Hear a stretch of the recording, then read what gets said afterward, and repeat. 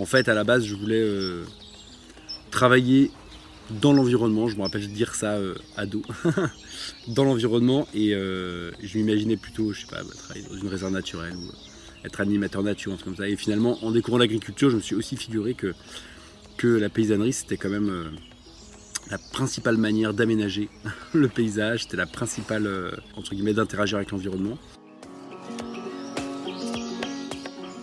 Mais on va dire qu'on a une ferme qui est très adaptée à la culture paysanne parce qu'effectivement elle est très hétérogène dans ses natures de sol, donc ce qui nous permet aussi de valoriser tous les espaces avec les différentes activités qu'on a. Les bois, les prairies humides, les zones superficielles, les bonnes terres. On arrive à valoriser un petit peu tout.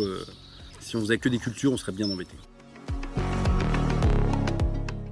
En fait, le salaire des salariés, dans notre vision, est un objectif de la ferme, c'est pas une charge. Ouais. Il est au même titre que le salaire des associés. Okay. Un objectif. Donc voilà, il y a 100 000 € d'écart entre le BE, on va dire, habituel qu'on considère, et puis celui que nous, on regarde. Prendre le temps d'aller se présenter à ses voisins conventionnels, au gros éleveur de cochons qui est juste à côté de nous, à l'éleveur laitier, avec qui on partage pas les mêmes idées politiques, pas les mêmes visions de l'agriculture, mais ça sera notre voisin, et quelque chose de très important.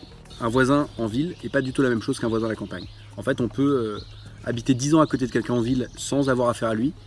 Ça, c'est impossible à la campagne. C'est-à-dire qu'à la campagne, forcément, on aura les vaches à arriver dans son champ, on aura forcément des interactions, en fait, parce qu'on est des usagers d'un territoire qui est le même, des interactions avec les chasseurs, des interactions, et qu'en fait, il ne faut pas attendre l'interaction conflictuelle pour interagir. Il faut aller se présenter, il faut aller se rencontrer, il faut aller causer. Et il faut aussi mettre ses lunettes de comprendre plutôt que de juger au début. Et ça fait vraiment un bien fou. Parfois d'aller prendre le café, d'écouter les problèmes de l'autre pour tenter de créer un peu de compréhension et aussi de camaraderie parfois là où on peut ne pas en espérer. Gracias, Pachamama. Bonjour à toutes et tous. Je viens de terminer une nouvelle vidéo sur la ferme de Trévreau pour la série Les clés de l'agroécologie de Ferme d'avenir. La vidéo, qui sera bientôt en ligne sur YouTube, dure 30 minutes et j'avais envie de vous partager la version longue en audio sans les coupures nécessaires à la version vidéo. Si vous avez écouté l'épisode 48, vous avez entendu Benjamin Frézel, l'un des associés de la ferme, partager le modèle de Trévreau où l'on cultive les plantes pour l'alimentation humaine et où l'on réutilise les sous-produits et déchets pour élever des animaux.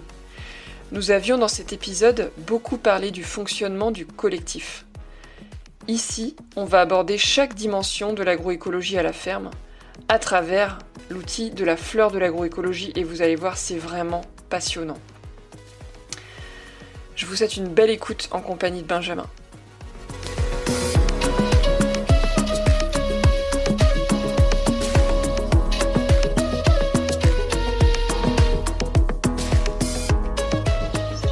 Benjamin, tout d'abord merci de nous accueillir sur ta ferme et de prendre le temps de partager ton expérience avec les porteurs de projets ou d'autres agriculteurs et agricultrices qui regardent cette vidéo. Pour commencer, est-ce que tu peux te présenter et présenter ta ferme ? Je suis Benjamin, je suis installé là sur la ferme de Trévreau depuis 2019, donc on est dans notre 5e année. On est 7 à travailler sur cette ferme, qui est une ferme diversifiée qu'on a convertie en bio entre autres. Et qui produit actuellement, on a 4 activités. On produit des cultures pour l'alimentation humaine, une quinzaine de plantes différentes qui sont toutes transformées en huile, en farine, en graines décortiquées. Et on a 3 petits ateliers d'élevage qui viennent se greffer autour de cet atelier de production végétale. On a des porcs en plein air, des bovins et un petit atelier de poules pondeuses. Voilà. Et on fait 1 hectare de patates quand même dans les cultures végétales, qui est un petit peu à part dans la conduite. Voilà, donc c'est diversifié, on est 7 et on vend tout en direct. Okay. Tout en direct, soit directement aux consommateurs, soit à des professionnels qui revendent, transforment. Voilà, et donc moi me concernant, moi je ne suis pas issu de la ruralité ni de l'agriculture. J'ai grandi en ville, j'ai des parents qui avaient des métiers urbains. Et j'ai découvert l'agriculture en allant au lycée agricole. En fait, à la base, je voulais travailler dans l'environnement. Je me rappelle de dire ça ado, dans l'environnement. Et je m'imaginais plutôt, je sais pas, travailler dans une réserve naturelle ou être animateur nature, un truc comme ça. Et finalement, en découvrant l'agriculture, je me suis aussi figuré que la paysannerie, c'était quand même la principale manière d'aménager le paysage. C'était la principale façon, on va dire, de gérer, entre guillemets, d'interagir avec l'environnement. Et puis qu'en plus, ça me plaisait techniquement, donc voilà, je me suis lancé dedans.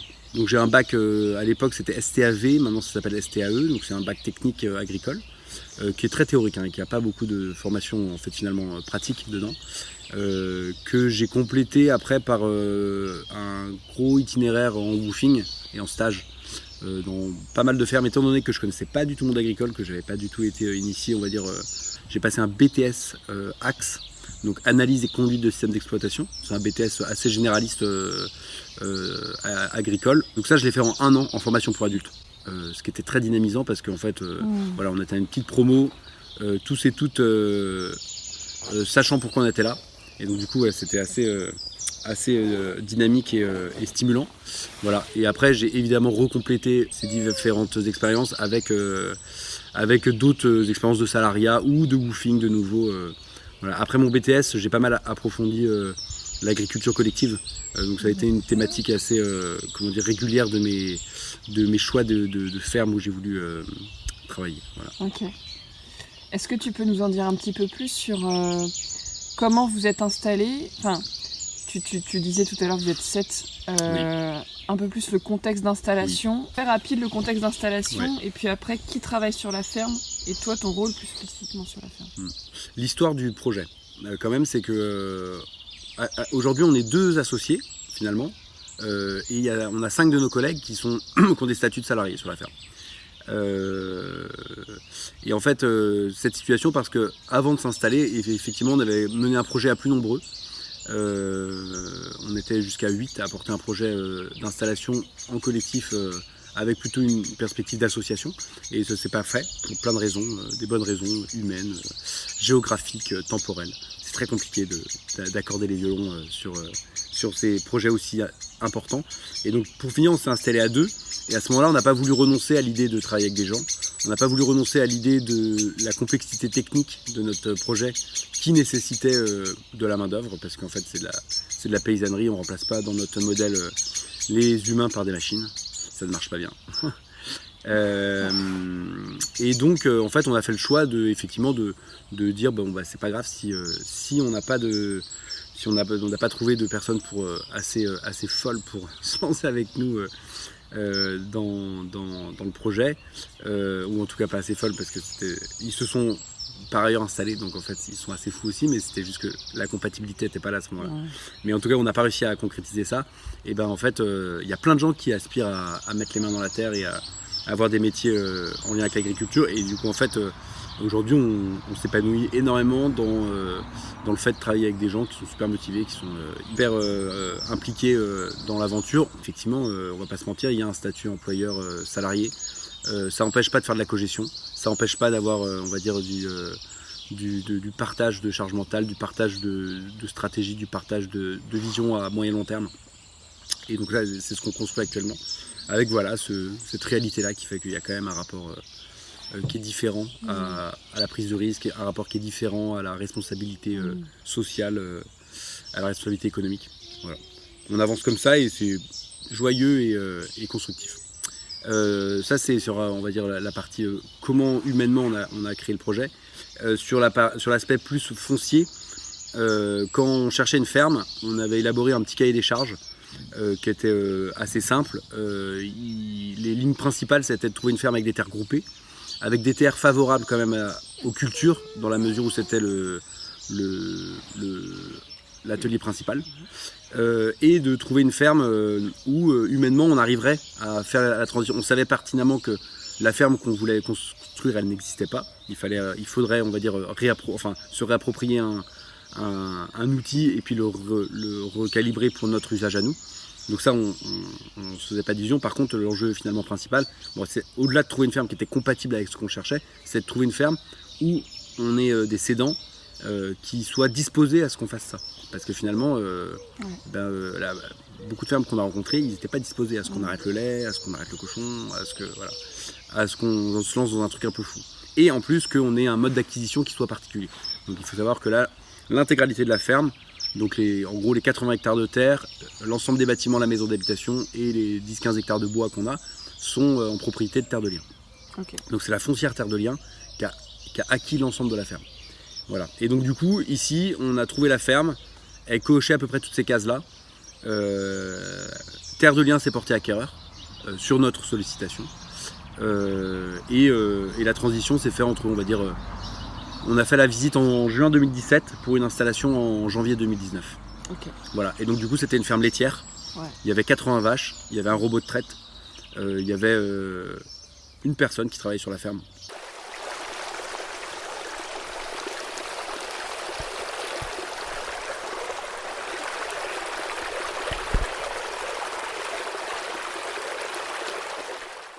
Et donc du coup, nous, on a dû transformer effectivement un outil qui était un outil laitier spécialisé, conventionnel, avec des particularités. Hein. C'était un système herbagé qui était un peu atypique,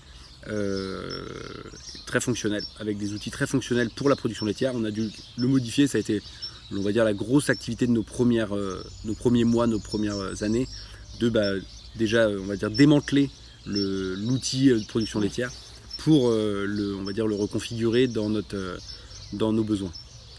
Donc actuellement, on est 7 personnes à travailler sur la ferme. 2 d'entre nous ont des statuts d'associés et 5 d'entre nous ont des statuts de salariés. Donc sur la ferme, on est 7 à travailler. Donc on est 2 à avoir le statut d'associé. Donc c'est Régis et moi-même Benjamin. Et 5 de nos collègues qui ont des statuts de salariés, qui sont en CDI à plein temps, pour ainsi dire, plein temps ou quasi plein temps. Et donc en l'occurrence, on a Aurélia, Clémence, Mélène, Simon et Michael. En termes de répartition sur comment est-ce qu'on fonctionne, en fait, on est vraiment parti sur l'idée de marcher sur 2 jambes. Une jambe qui est la spécialisation et une jambe qui est la polyvalence. En fait, on n'a pas voulu trancher entre les deux parce qu'en fait, on a besoin des deux.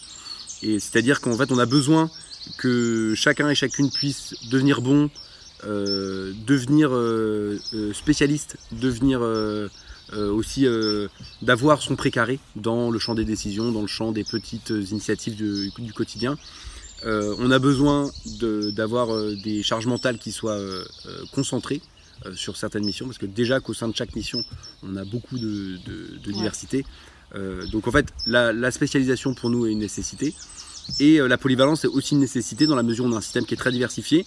Le fait d'avoir des congés, le fait d'avoir des temps, on va dire, qui sont pour l'agriculture finalement partiels, c'est-à-dire que 35 heures sur une semaine entière, forcément ça fait qu'il y a des jours où on n'est pas là. Et donc du coup ça nécessite une polyvalence en termes de prise en charge des missions des autres. C'est-à-dire qu'en fait tout le temps, toutes les semaines, on a besoin de pallier au fait que des personnes ne vont pas être là, il va falloir prendre en charge leur mission. Et aussi parce qu'on a envie d'être diversifié dans nos missions et de parfois aller mettre le nez aux poules alors qu'on s'occupe des cochons. Donc voilà, en fait on a tous des choses sur lesquelles on est un peu plus spécialisé, mais on sait à peu près prendre en charge ce qui se passe aussi par ailleurs. Et notamment il y a des choses quotidiennes que tout le monde sait faire. Ramasser les œufs, nourrir les cochons, aller au marché, préparer des commandes, tout le monde sait à peu près le faire, parce que c'est vraiment les choses qui se passent tous les jours. Après effectivement faire de la compta, conduire la moissonneuse-batteuse, faire de la mécanique. Tu peux en dire 2 mots sur le contexte pédoclimatique du territoire ? Donc on est situé en Bretagne Sud. Ouais. On a un climat qui est plutôt océanique, tempéré.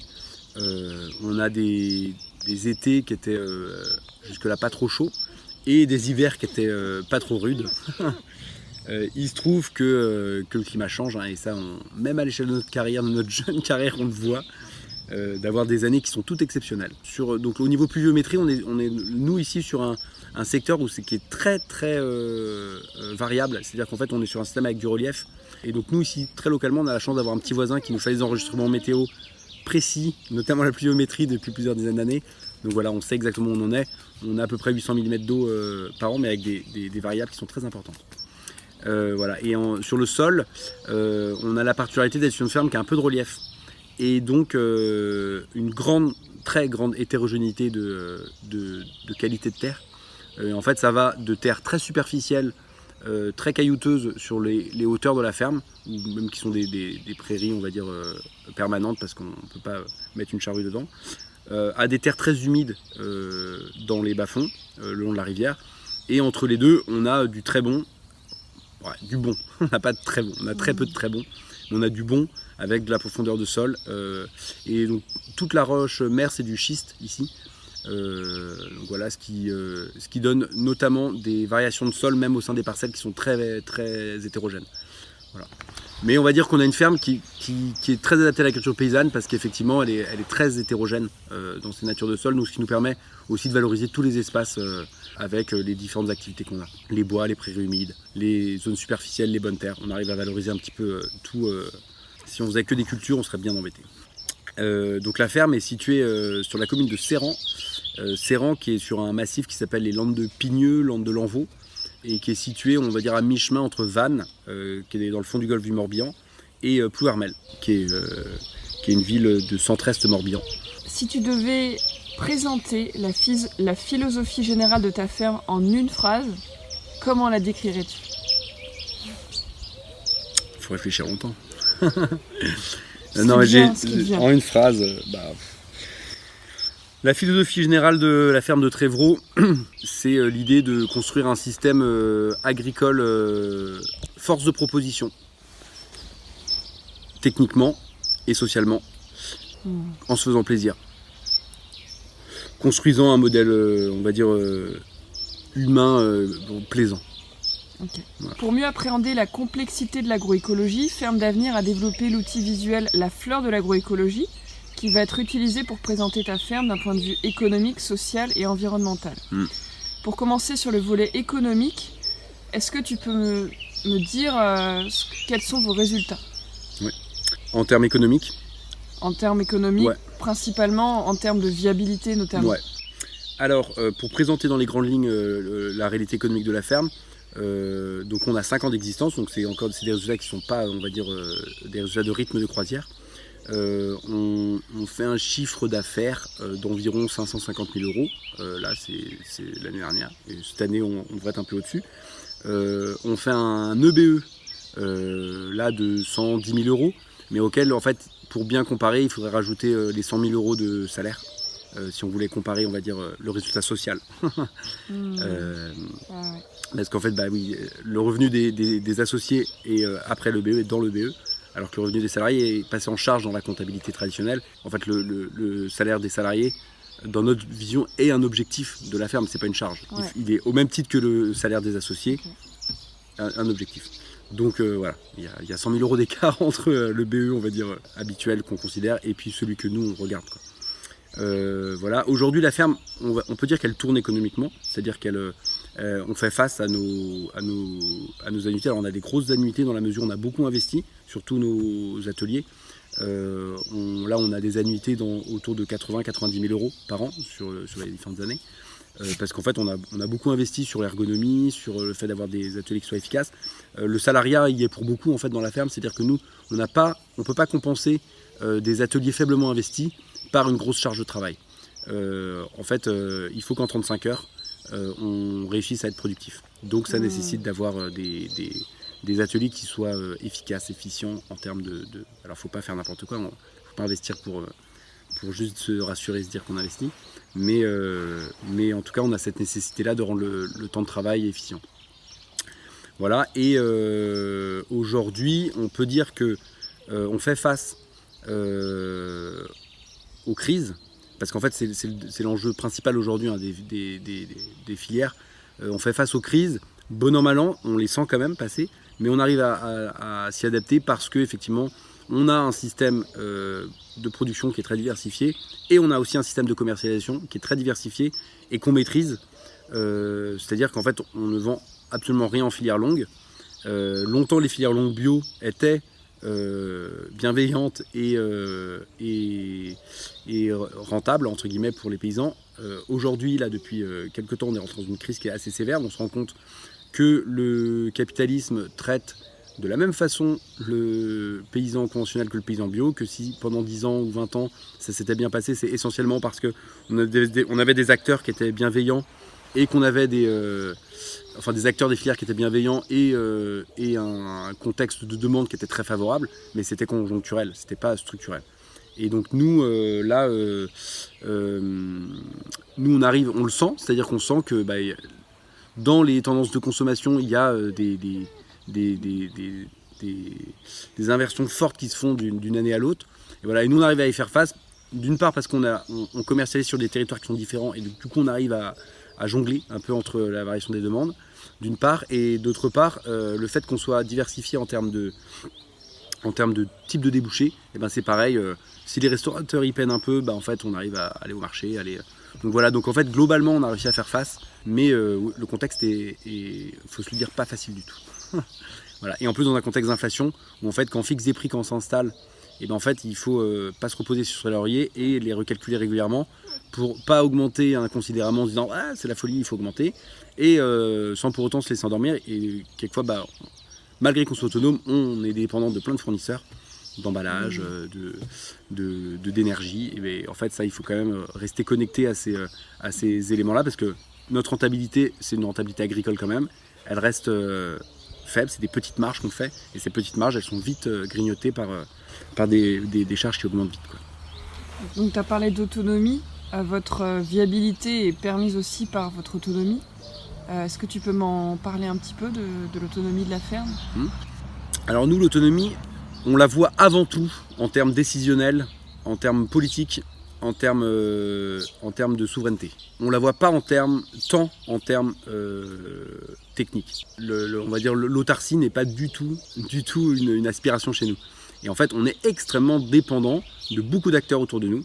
En fait, par exemple, la première dépendance qu'on a, c'est tous nos partenaires avec qui on transforme nos productions. En fait, on a fait le choix en s'installant de produire et de vendre. Produire parce que c'était l'aspiration de notre métier, vendre parce qu'on a considéré que c'était un mal nécessaire pour pouvoir justement assurer cette souveraineté-là et de pouvoir faire face aux situations en décidant de nos prix, en gérant nos systèmes de commercialisation. Et par contre, toute la transformation, on la délègue. Donc on a un collègue qui est paysan meunier qui nous fait la farine, on a un voisin qui est boucher qui nous découpe les cochons et les bovins, on a un ESAT voisin qui nous fait le calibrage des œufs, parce que tous les œufs passent en centre de conditionnement. On a une huilerie qui est implantée localement qui nous presse l'huile. Donc en fait, on n'est pas du tout autonome sur ces aspects techniques-là. Par contre, on ne sort jamais, pour ainsi dire, du département. C'est-à-dire que l'intégralité, la quasi-intégralité, il faudrait qu'un jour je regarde ça un peu sur nos factures, de calculer le taux, on va dire, départemental de nos partenaires, mais il est énorme. Il est énorme. La grande majorité des structures avec lesquelles on interagit, elles sont territoriales. À 40 km grand max. Oui, voilà, c'est ça l'ordre d'idée. Oui, c'est même pas, c'est qu'on va rarement de l'autre côté du Morbihan. Ouais. La plupart de nos fournisseurs, que ce soit des fournisseurs de matériel, des fournisseurs de services, des fournisseurs de prestations, sont vraiment très locaux, quoi. Donc en fait, on a une autonomie territoriale. Mais après, oui, effectivement, en termes techniques, on est peu autonome. Par exemple, on cultive sur la ferme des végétaux pour l'alimentation humaine.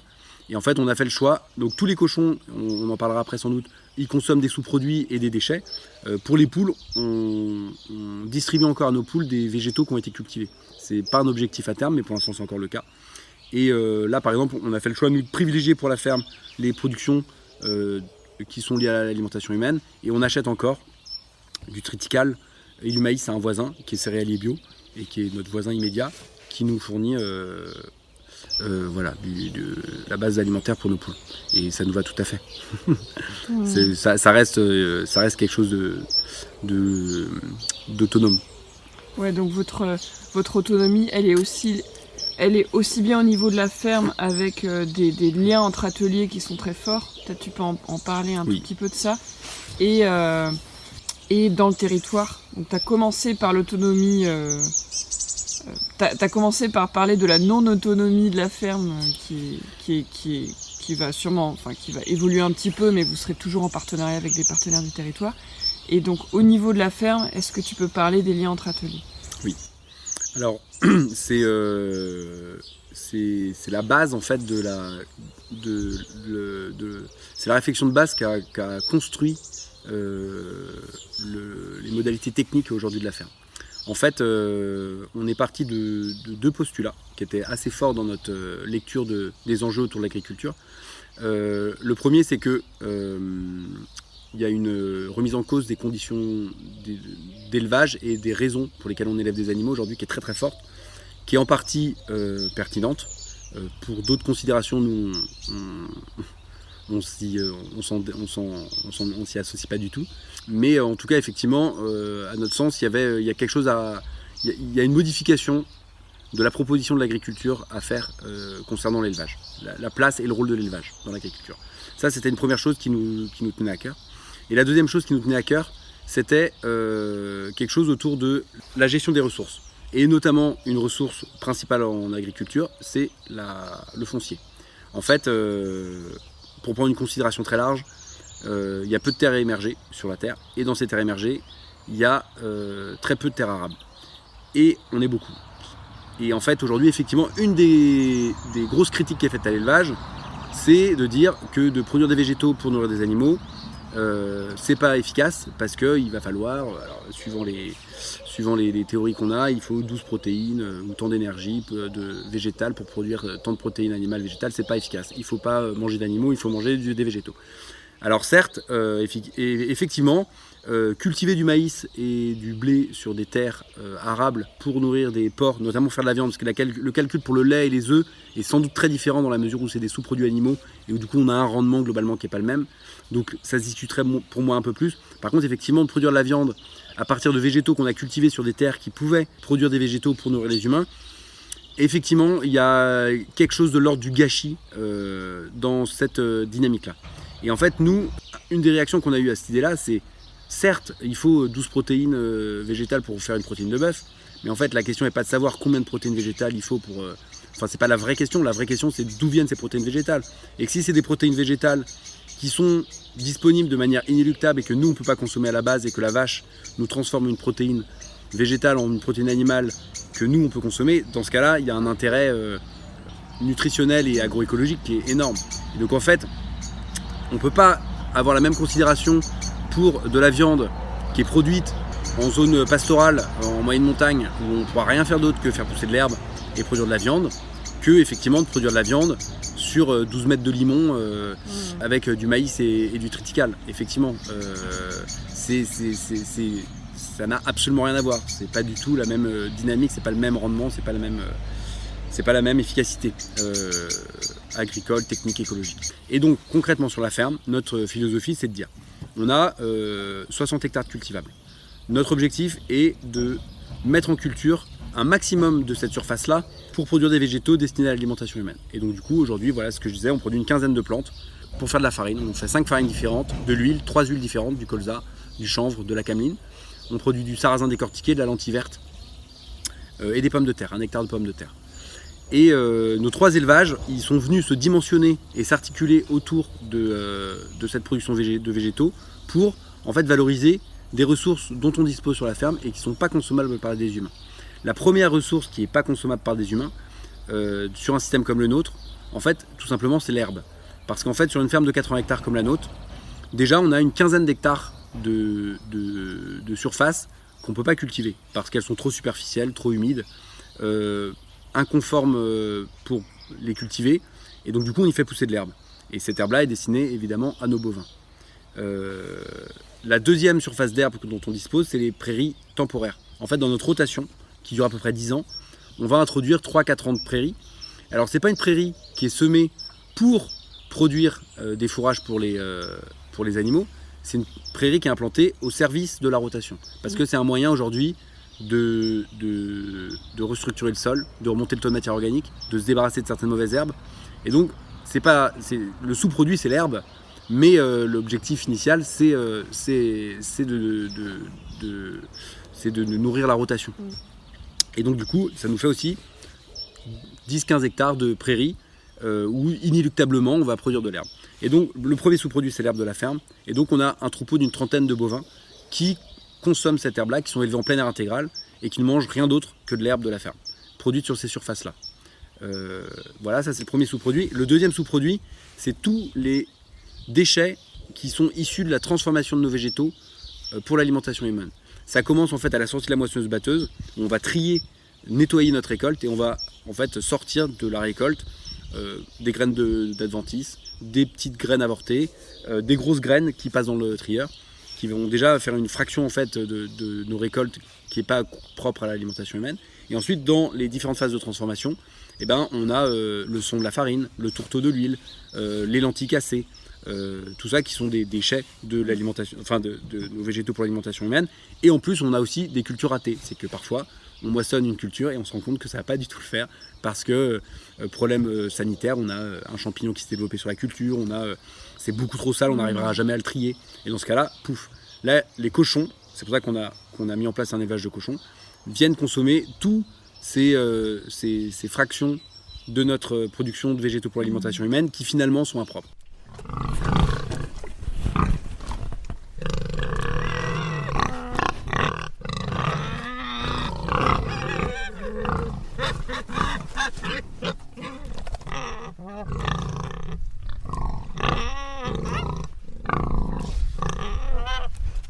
Et même au bout de la chaîne, eh ben, on a des pertes. Parfois, on a une farine qui s'est fait contaminer par les mites. On a de l'huile, un fond de cuve qui est un peu ranci. Pouf, cochon. Et le quatrième atelier, c'est les poules. Alors les poules s'extraient un petit peu de cette dynamique-là. L'intention qu'on a eue au départ était vraiment de construire un atelier poule parce que la manière dont on élevait des poules en bio jusqu'à aujourd'hui ne nous convenait pas du tout. On avait le sentiment qu'on pouvait faire beaucoup mieux. Et donc on a monté un atelier de 4 bâtiments mobiles en poules pondeuses.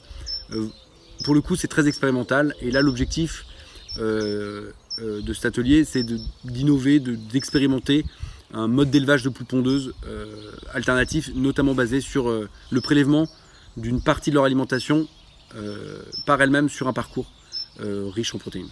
Donc voilà, on pourra en reparler, mais c'est finalement un atelier dont on aurait pu se passer dans la réflexion technique globale de notre ferme, parce qu'effectivement, avec les poules, avec les cochons, les bovins et les cultures, on avait déjà quelque chose de très cyclique qui interagissait de manière très vertueuse. Okay. Voilà, et les poules sont un petit peu satellitaires. Bon, je pense qu'on a bien abordé le volet économique. On pourrait en parler des heures, hein. Mais voilà, je pense qu'on peut passer au volet environnemental. Ouais. Qu'est-ce qui montre que la ferme est performante sur le volet environnemental ? Alors, si ce mot-là ne te convient pas, tu peux le dire aussi. Quelles sont les actions mises en place ? Et tu peux faire un focus sur le soin de la biodiversité, sur les replantations d'arbres, puis juste la cohérence aussi entre ateliers. Hein, En fait, on a une approche sur les aspects environnementaux qui est extrêmement,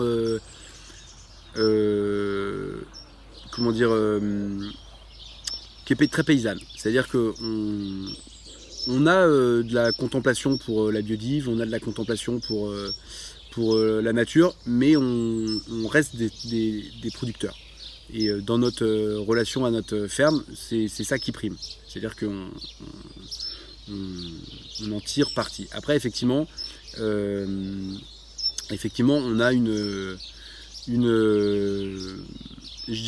attention forte à laisser sa part, entre guillemets, à la nature, même si le concept vraiment, sur lequel on travaille et on évolue beaucoup, c'est de moins en moins tenter de considérer la nature comme quelque chose d'à part et de vouloir soit la préserver, soit la détruire suivant les zones où on va intervenir, mais d'avoir une approche très globale et nous de se sentir part aussi de cette nature-là et de peut-être finalement de moins en moins être dans la contemplation et de plus en plus dans la fusion.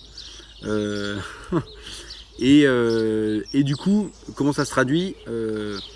Ça se traduit par le fait que sur toute la ferme, on va aller faire des choses. On va mettre les bovins, on va mettre les cochons dans les bois, on va cultiver des parties, on va planter des arbres dans des coins qui deviendront des ressources alimentaires. Et partout aussi, on travaille à abandonner aussi des leviers au productivisme pour abandonner des petites zones. Alors effectivement, on a planté quasiment 5 km de haies depuis qu'on a installé. On a créé des mares avec avec plein d'acteurs différents. On a travaillé avec le bassin versant, on a travaillé avec la Fédération des chasseurs de Bretagne, on a travaillé avec Bretagne Vivante, qui est notre voisin qui gère un espace naturel qui est collé à la ferme, une tourbière. Voilà, donc on est très multi-acteurs, c'est passionnant parce que ça frite pas mal et du coup nous on aime, au milieu de tout ça on aime beaucoup interagir avec ces différents acteurs là. Voilà, en tout cas effectivement là depuis qu'on est installé on a travaillé sur pas mal la mise en place d'espaces qui nous manquaient finalement quand on a repris la ferme. Il y avait plus de mares, il y avait des haies qui avaient été replantées mais on a continué ce travail là. Et après effectivement les espaces de travail, le parcours des cochons, le parcours des poules, et ben en fait on est aussi sur des dynamiques de diversification très fortes de l'agrosystème, planter des arbres fruitiers un peu partout, avoir des espèces très diversifiées dans ce qu'on sème. Donc en fait il y a une biodiversité élevée et cultivée qui est très importante aussi. Voilà. Après concrètement dans cette idée là par exemple de rapport qui tend à être moins contemplatif et plus fusionnel. Par exemple, on a un rapport à la chasse qui est assez ouvert, où en fait pour nous en fait le rapport de prédation qu'on peut avoir dans la chasse, il peut être aussi désastreux que certaines formes d'élevage peuvent avoir avec le vivant. Il peut être aussi vertueux que certaines formes d'élevage peuvent avoir avec le vivant. En fait, encore une fois, là, on parle d'un rapport à la vie, d'un rapport à l'environnement, d'un rapport à soi-même, à la mort. C'est-à-dire qu'effectivement, moi, j'ai facilement tendance à dire que l'abolitionnisme de l'élevage et l'industrialisation de la mort et de l'élevage, pour moi je les renvoie un peu dos à dos. C'est que d'un côté j'ai l'impression qu'on a la négation de la mort et de l'autre côté on a la négation de la vie. En fait moi je me sens un peu au milieu de tout ça, c'est que la mort en fait elle est quotidienne, nous tout meurt un jour, donc en fait j'ai abandonné l'idée qu'on pourrait s'en débarrasser de la mort. Elle fait partie des cycles et en fait elle peut être extrêmement vertueuse parce qu'en fait la mort elle est nourricière. Tout ce qu'on mange a été vivant un jour et donc au moment où on le mange, pas longtemps après, il est mort. On s'en nourrit en fait de la mort, elle nous fait vivre. Et du coup, en fait, dans ce rapport à l'environnement général, moi, de cueillir, chasser et prélever aussi une partie de notre alimentation sur la ferme dans sa fraction de sauvage, me semble être un rapport aussi vertueux que quand on élève une poule, on cultive du blé ou on plante un arbre. C'est le même rapport nourricier. Après, effectivement, il peut devenir délétère et désastreux quand il devient irrespectueux, quand il devient non nourricier. Quand on tue des bestioles pour les balancer sur le talus, c'est désastreux. Et c'est comme quand on élève des animaux pour les flinguer après, parce que l'industrie considère qu'ils ne sont pas aptes ou pas plus. Enfin bref, oui. Voilà, tout ce qu'on connaît des dérives. On ne les élève pas d'ailleurs, on les produit dans ce cas-là. On les produit. Voilà. Donc voilà, donc on chasse. Et ça fait partie de notre rapport à un environnement avec lequel on veut fusionner un petit peu. Et pour terminer sur l'aspect social, comment la ferme contribue à la société, à l'humain, à la sécurité alimentaire? Est-ce que tu peux nous parler un petit peu de ça? Ouais. Alors, donc nous, on a eu, c'est vrai, une approche très, très technique sur la construction de notre modèle. Sur les aspects, on va dire, humains et sociaux, on a d'abord mis l'accent sur notre structuration interne. C'est-à-dire qu'on souhaite que notre modèle il soit propice à notre épanouissement, à nous, c'est-à-dire nous, l'équipe, les gens qui nous entourent. On souhaite que ça soit une source d'inspiration ou en tout cas une force de proposition. Et ça c'est un truc important, c'est que là dans ce qu'on a construit, on n'a pas du tout la prétention de dire que il faut que tout le monde fasse ça. Vraiment, on a toujours le sentiment que c'est une proposition, c'est une tentative, c'est un laboratoire. Et en fait, de ça, on n'est pas en train de dire Eureka, aujourd'hui on ne dit pas du tout Eureka, c'est ça qu'il faut faire. On dit voilà ce qu'on a fait, qu'est-ce que le reste de l'agriculture, qu'est-ce que le reste de la société en pense, qu'est-ce que ça inspire, est-ce qu'il y a des choses là qui peuvent être, on va dire, source de solutions pour demain. Est-ce qu'il y a des choses qui, oui, définitivement, semblent pas intéressantes. En fait, on est très ouvert à tout ça. Et on n'a pas du tout un rapport, on va dire, de génie avec ce qu'on a fait là. On a un rapport d'humilité, de dire, voilà, c'est une tentative. Et donc ça, je dirais que c'est un apport important à notre sens. Après, effectivement, en termes nourriciers, on peut dire qu'on nourrit que des gens du coin, parce qu'en fait, on commercialise l'intégralité de notre production dans un rayon de 35-40 km. On va à Rennes de temps en temps, c'est le plus loin où on va, parce qu'on est rennais à la base, et Rennes est à 80 km. Donc voilà, ça reste quand même très local comme distribution alimentaire. Après, c'est vrai que là où je voulais en venir, c'est que sur l'aspect purement commercial et nos choix de débouchés, en fait, il faut vraiment dire que nous, la vente, le fait de vendre nos produits, est définitivement, et la crise là qu'on est en train de traverser, la crise du bio, nous l'a vraiment fait réaliser, c'est c'est un mal nécessaire, la vente directe. C'est-à-dire qu'en fait, nous, si on avait pu s'arrêter à la production, on aurait été très contents. Et qu'en fait, là, se rajouter un deuxième métier qui est celui de marchand à celui de producteur, en fait, on l'a fait que parce que finalement, la manière dont on produit des plantes et des animaux aujourd'hui, dont on les élève et qu'on les cultive, en fait, est incompatible avec les filières longues. Et en fait, la filière longue, à la base, c'est le principe de dire les paysans, vous vous préoccupez de produire et on va organiser la distribution et la valorisation de nos productions. Sauf qu'aujourd'hui, nous, on a perdu toute confiance dans ces filières-là. Et donc, en fait, on avait des ambitions techniques qui étaient tout à fait incompatibles. C'est-à-dire que les cochons sur la ferme, pour prendre que, la manière dont on les élève, en fait, on ne pourrait pas justifier économiquement cette méthode d'élevage dans une filière longue bio. Donc en fait, les ventes en direct étaient une nécessité pour pouvoir justifier le modèle technique. Et en fait, aujourd'hui, on le vit vraiment comme ça, c'est-à-dire que notre activité de commerçant, on le fait parce qu'il faut le faire, et que dans cette activité commerciale, finalement, moi, je considère que c'est ce qu'on fait de moins alternatif et de moins inspirant finalement par rapport parce qu'en fait tout ce qu'on fait c'est du commerce, c'est-à-dire qu'en fait on va sur les marchés, on va voir d'autres commerçants et on fait du business, on fait du commerce, on leur vend notre production et plus ça avance, plus c'est dur finalement à faire face parce qu'on s'en passerait bien déjà de faire ce boulot là et qu'en plus la manière dont est aujourd'hui organisée la distribution alimentaire, et ben en fait on se rend compte que on vend nous des saucisses, de la farine de blé et des œufs comme nos voisins de marché vendent des ceintures en cuir made in China, des saucissons à 3 € et n'importe quelle merdouille, j'ai envie de dire, qui peut être vendue dans le commerce. C'est-à-dire qu'en fait notre modèle ne préserve pas du tout la distribution alimentaire. Il est soumis à la violence économique au même titre que tout le reste. Et du coup, ça, en fait, c'est terrible. C'est que nous, on a vraiment le sentiment de se dire, en fait, quand même, ce qu'on fait ici, on espère que c'est plus précieux et plus on va dire, à préserver que le ceinturon en cuir de mon voisin ou les saucissons à 3 €. Voilà, si c'était du cuir d'un oui, mais non, là, animal, c'est des ceintures à 10 balles. Voilà, je m'entends très bien avec ces gens-là et j'ai de la joie à interagir avec eux.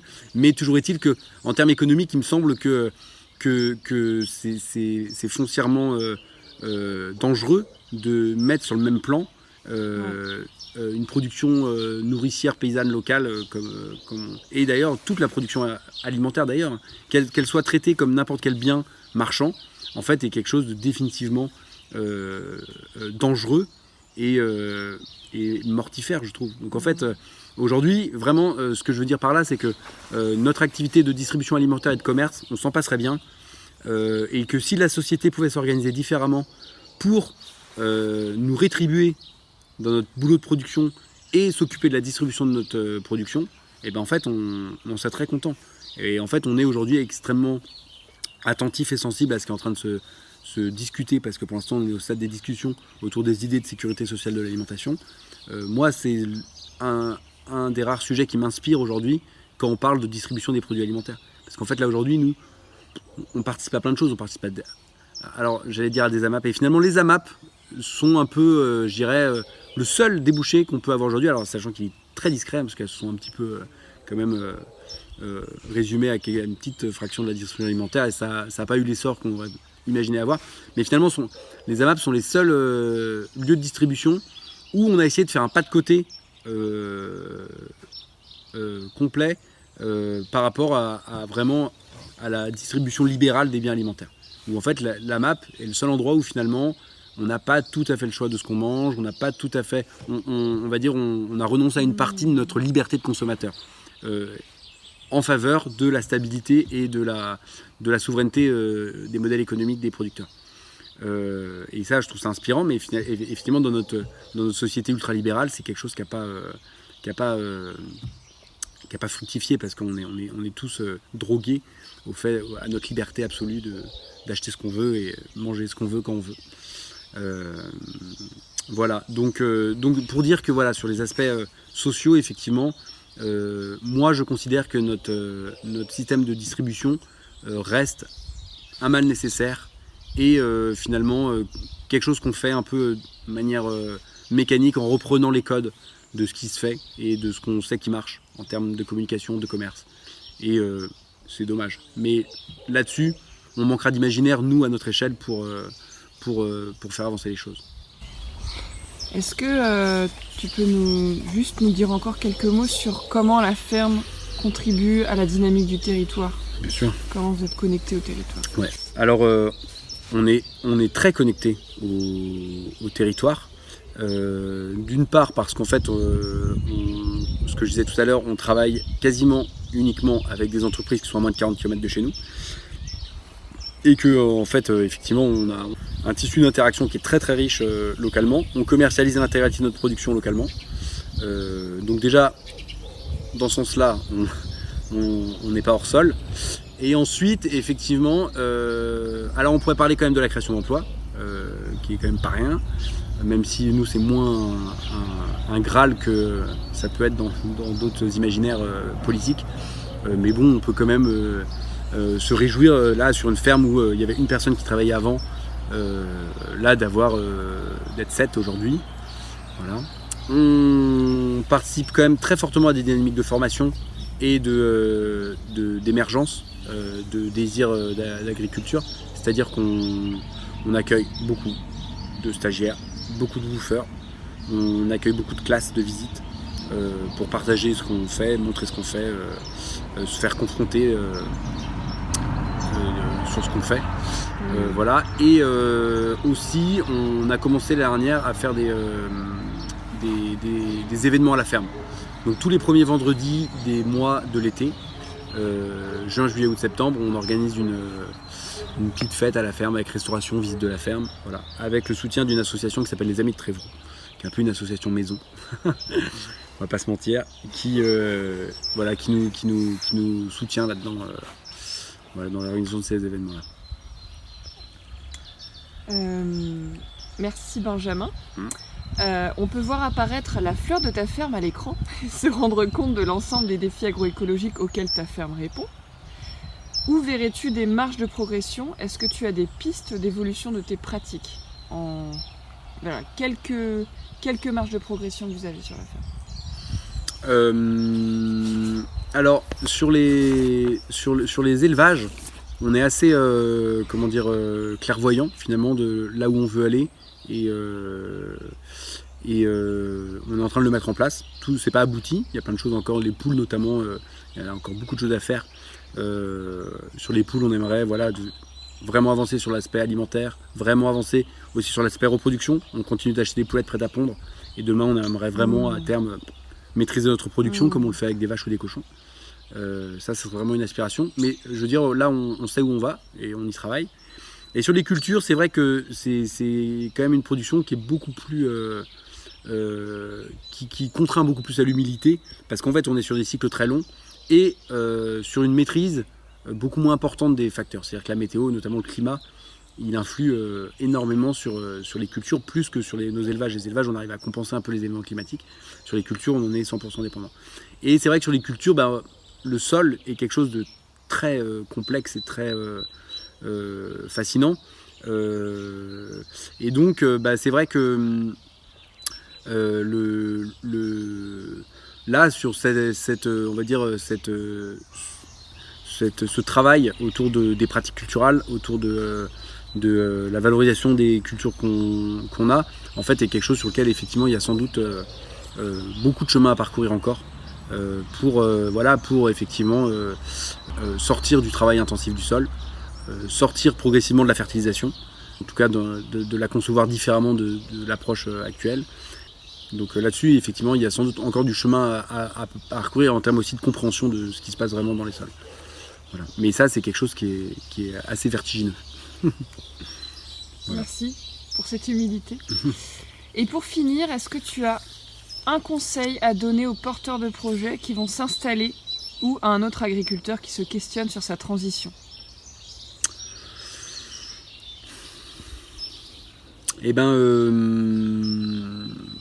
Conseil.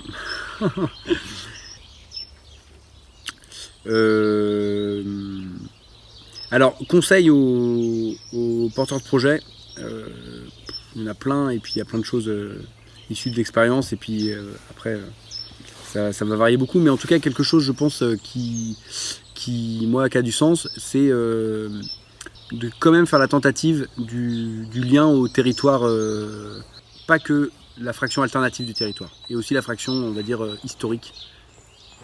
Et c'est-à-dire que je constate quand même que dans les campagnes, les gens qui viennent s'installer en néo-paysannerie ont pas une aversion, mais ont beaucoup de difficultés à communiquer avec le monde agricole en place, et inversement.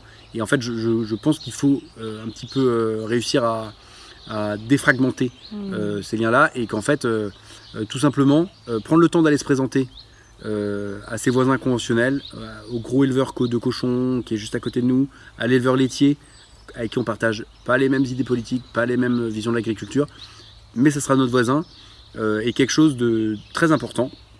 Et que moi, pour avoir grandi en milieu urbain et aujourd'hui être un rural, j'ai vraiment compris que un voisin en ville n'est pas du tout la même chose qu'un voisin à la campagne. En fait, on peut habiter 10 ans à côté de quelqu'un en ville sans avoir affaire à lui. Ça, c'est impossible à la campagne. C'est-à-dire qu'à la campagne, forcément, on aura les vaches à arriver dans son champ, on aura forcément des interactions, en fait, parce qu'on est des usagers d'un territoire qui est le même, des interactions avec les chasseurs, des interactions, et qu'en fait, il ne faut pas attendre l'interaction conflictuelle pour interagir. Il faut aller se présenter, il faut aller se rencontrer, il faut aller causer, et il faut aussi mettre ses lunettes de comprendre plutôt que de juger au début, et ça fait vraiment un bien fou, parfois d'aller prendre le café, d'écouter les problèmes de l'autre, les réalités, ses considérations, pour tenter de créer un peu de compréhension et aussi de camaraderie parfois là où on peut ne pas en espérer. Voilà. Merci, c'est un super conseil. Merci beaucoup pour ton temps. Et à bientôt. À bientôt. Merci à vous d'avoir écouté cet épisode. S'il vous a plu, je vous invite à le partager à des personnes qui pourraient être inspirées par cette thématique. Vous pouvez aussi laisser un commentaire sur votre plateforme d'écoute ou sur YouTube et noter le podcast en lui mettant 5 étoiles. Cela lui permettra d'être plus facilement trouvé par les personnes qui cherchent des podcasts sur l'agroécologie. À bientôt pour un prochain épisode au cœur du vivant, pour mettre en lumière celles et ceux qui régénèrent la terre.